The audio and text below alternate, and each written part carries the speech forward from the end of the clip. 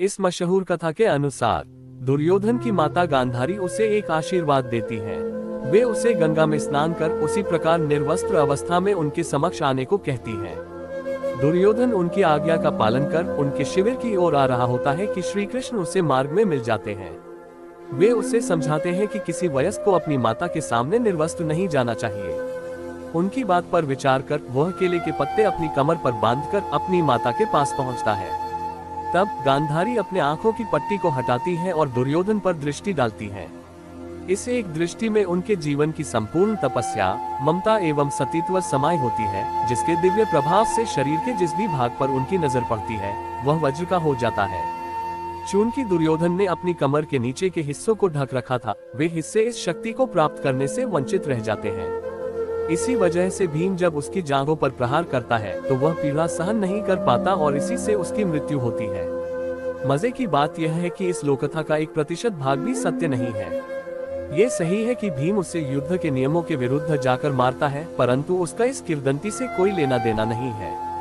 अब महाभारत में कहीं पर भी इसका जिक्र तो नहीं मिलता, पर शाल्य पर्व अध्याय 58 से लिया गया ये भाग पढ़िए। इसका अनुवाद मैंने स्वयं किया है, तो यदि कोई त्रुटि हो तो कृपया टिप्पणी के सहारे मुझ तक इसकी जानकारी पहुंचाए। अर्जुन ने वासुदेव से कहा, इन दोनों दुर्योधन और भीमसेन के बीच आपकी राय में कौन श्रेष्ठतर है?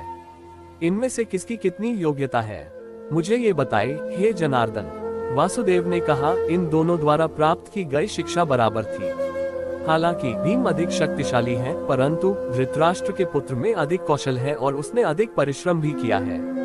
अगर भीमसेन न्यायोचित रूप से लड़ता है तो वह जीत हासिल करने में कभी सफल नहीं होगा। हालांकि अगर वह गलत तरीके से लड़ता है तो वह निश्चित रूप से दुर्योधन को मारने में सक्षम होगा। यदि भीम केवल अपने पराक्रम के बल पर उचित रूप से युद्ध करेगा तो राजा युधिष्ठिर को बड़ा खतरा उठाना पड़ेगा। अंग्रेजी में इसका लिंक यहाँ है, शल्य पावर सेक्शन 58। यहाँ श्री कृष्ण ने गांधारी के किसी भी आशीर्वाद का कोई वर्णन नहीं किया, बल्कि वे तो ये कह रहे हैं कि गदायुद्ध के नियमों के अनुसार मुकाबला करके भीम दुर्योधन पर विजय प्राप्त नहीं कर सकता। इसलिए वे ही उसे दुर्योधन के जंघा तोड़ने वाली उसकी प्रतिज्ञा याद दिलाते हैं। तब धर्म की रक्षा हेतु भीमसेन युद्ध के नियमों का उल्लंघन करते हैं और कमर से नीचे जंघा पर प्रहार करते हैं, जिससे वह टूट जाती है और इसी पीड़ा से दुर्योधन की मृत्यु हो जाती है। इसमें कहीं पर भी गांधारी की कोई भूमिका नहीं। चूंकि धर्म की रक्षा हेतु दुर्योधन का वध आवश्यक था, इसलिए श्रीहरि ने अपनी ये लीला रची और युद्ध के नियमों के विरुद्ध जाकर भी धर्म को बचाए रखा। Folded hands. अब मैं पाठकों को ये सोचने के लिए छोड़ देती हूँ कि जिस माता ने 17 दिनों तक अपने पुत्र को विजयी होने का आशीर्वाद भी नहीं दिया, वह 18वें दिन उसे एक ऐसा वरदान देकर अपने धर्म के पालन में रोड़ा क्यों बनेगी? माता गांधारी ने यह आशीर्वाद उसे पहले दिन ही क्यों नहीं दे दिया? क्या वह अपने 99 पुत्रों के शव का इंतजार कर रही थी?